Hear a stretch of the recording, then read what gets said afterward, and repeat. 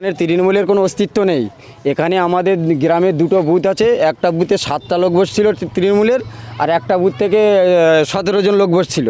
আজকে পাল্টা পদক্ষেপ বলতে কালকে ওরা এখানে মিটিং করেছে, মানে সওগাত মোল্লা এসেছিল। তা এখানে তৃণমূলের কোনো অস্তিত্ব নেই এখানে। আমাদের গ্রামে দুটো বুথ আছে, একটা বুথে 7টা লোক বসছিল তৃণমূলের, আর একটা বুথ থেকে 17 জন লোক বসছিল। তাছাড়া বাইরে থেকে সওগাত মোল্লার গুন্ডা বাহিনী, মোস্তান আর খয়রুলের লোকজন এখানে এসেছিল। তাছাড়া ওদের অস্তিত্ব এখানে নেই। আমরা পাল্টা পথসভা আজকে করব। আমাদের অঞ্চল সভাপতি দীর্ঘদিন মিথ্যা কেসে তাকে ফাঁসিয়েছিল, তিনি ঘর ছাড়া ছিল।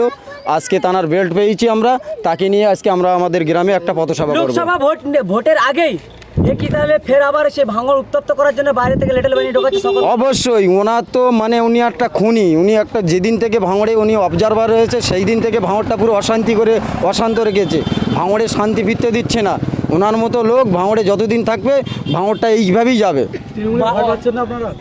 তৃণমূলের ভয় আমরা যদি পেতাম তাহলে আমরা এই জায়গায় আর আসতাম না। আমরা তৃণমূলের কোনো ভয় পাই না, ওনাদের ভয়। উনি কালকে এখানে ভাষণ মেরে গেছে যে কিছু চুটকো নেতা আছে, তারা বড় বড় কথা বলে যাচ্ছে।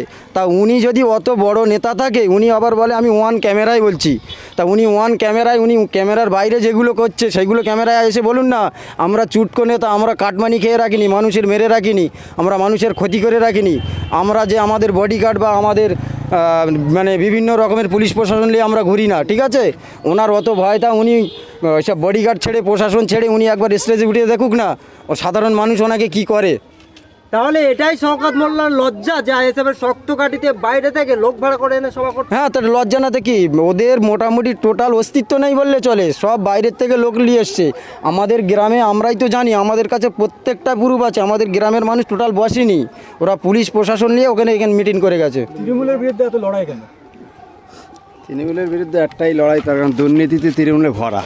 প্রথম থেকে টিএমসি আজ দীর্ঘ 12 বছর ধরে গরু চুরি থেকে শুরু করে কয়লা চুরি, মাটি মাফিয়া, তারপরে চাকরি চুরি। আজকের দীর্ঘ এসএলএসটি চাকরি প্রার্থীরা আজকের গান্ধী মূর্তির পাদদেশে আজকে দীর্ঘ 1052 দিন মতো বসে আছে। তারা কিসের অন্যায়? তারা ন্যায্য চাকরির পরীক্ষা দিয়ে পাশ করে তারা চাকরি পাচ্ছে না। সেই এই লড়াই তো জারি, আগামী দিন থাকবে। এর থেকে আরও তীব্র লড়াই হবে। শুধু রমজান মাস আমাদের রোজা চলছে, যার কারণে আমাদের কর্মীরা একটু ধিমে আছে। রোজা চলে গেলেই লড়াই চোখে চোখ রেখে হবে, দেখা যাবে কার মা কতটা দুধ দিচ্ছে। তৃণমূলের কোনো সংগঠন নেই, দেখতে পাচ্ছি ফেস্টুন পতাকা তালিকা বাইরের লোক এসে মেরেছে। অবশ্যই বাইরের নেই, আমাদের ফেস্টুন পতাকায় আমাদের গ্রামের 2-4টে নেতারা তারাই মেরেছে। ও পতাকা মার কজন, দুজনে হলে পতাকা মারা হয়ে যাবে। লোক কি দরকার আছে? আইএসএফ কর্মীদের একাধিক কিন্তু মারধর করা হয়েছে, সামনেও কিন্তু লোকসভা ভোট, সেরকম হবার কি চান্স রয়েছে? আমরা প্রশাসনের সবসময় দ্বারস্থ হচ্ছি। যদি মারধর, আমরা প্রশাসন, আমরা আইন কোনোদিন হাতে তুলে না। আইনের প্রতি ভরসা আছে, আদালতের প্রতি ভরসা আছে, যার কারণে আমরা আইন হাতে তুলে নেইনি। তবে প্রশাসন দেখবো যে নির্ভয়, যখন আমাদের পিঠে ডাল থেকে যাবে, প্রশাসন আমাদের সহযোগিতা যখন করবে না, তখন আমরা আইনে হাতে তুলে নেবো। তখন দেখা যাবে ময়দানে কি করা যায়। ভোটের আগেই তৃণমূল নেতারা হুঁশিয়ারি দিচ্ছে যে লোকসভা ভোট কিভাবে করতে আমরা দেখে নেব। কি বলবেন পাল্টা প্রতিক্রিয়া? টিএমসিদের ওই মুখবাজিটাই আছে। মুখবাজি যতদিন আছে ততদিন ওরা মোটামুটি টিকে থাকবে। মুখবাজি যতদিন শেষ হয়ে যাবে, ওই অনুব্রত চড়াম ঢাক বাজাবে। তারপরে নকুল দানা, সে আজ তিহার জেলে বসে রয়েছে। তারপর শাহজাহান, সন্দেশখালী বেতাজ বাদশা শাহজাহান, সে কি আমার একবার একটা এরম পাল ছিঁড়ে দেখাক, ভাষাগত একটু মার্জিত করবে। সে আজকের কি ইডিরেতে নেংটি ইঁদুরির মতন ঘুরে বেড়াচ্ছে। কারণ চড়াম ভাষণ। আমরা কাজের মাধ্যমে মানুষের সহযোগিতা, মানুষের পাশে রয়েছে মানুষ আমাদের। আমরা উন্নয়নের মাধ্যমে রাজনীতি করতে এসেছি। মানুষের সহযোগিতা যেটা তার হক, তার বুঝে দেওয়ার জন্য আমরা রাজনীতির মাধ্যমে। আগামী দিনে তৃণমূলের বিরুদ্ধে লড়াই জারি থাকবে। এবং আগামী দিন কেন, যতদিন আমাদের এই ভাঙড় বিধানসভায় আইএসএফ পার্টি থাকবে ততদিন চোখে চোখ রেখে লড়াই হবে। 1 ইঞ্চি সরার কোনো জায়গা নেই। লোকসভার পরে তাহলে তৃণমূল বিদায় করছেন? অবশ্যই বিদায় হবে। মানুষ চাইলে বিদায় হবে, অবশ্যই বিদায় হবে।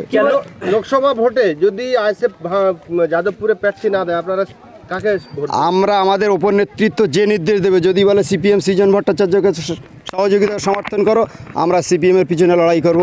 এই ডায়মন্ডহাওড়ায় নওশাদ সিদ্দিকী 9 মাস আগে পঞ্চায়েত ভোটের পরেই বলেছিল যে আমি ডায়মন্ডহাওড়া থেকে প্রতিদ্বন্দ্বিতা করছি, কিন্তু সেই জায়গায় এখনো পর্যন্ত আইএসএফ পার্টির একটা নির্দিষ্ট কমিটি আছে, টিএমসির মতন মমতা ব্যানার্জি পোর্টস আর বাকি সব ল্যাম্পোর্টস নয়, রাজ্য কমিটি, কেন্দ্র কমিটি, সমস্ত কমিটিরা আছে, তাদের নির্দেশ মতো দল অনুমতি দিলে অবশ্যই নওশাদ সিদ্দিকী।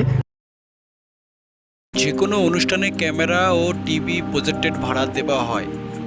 আজই যোগাযোগ করুন বন্ধু স্টুডিও 8927837069।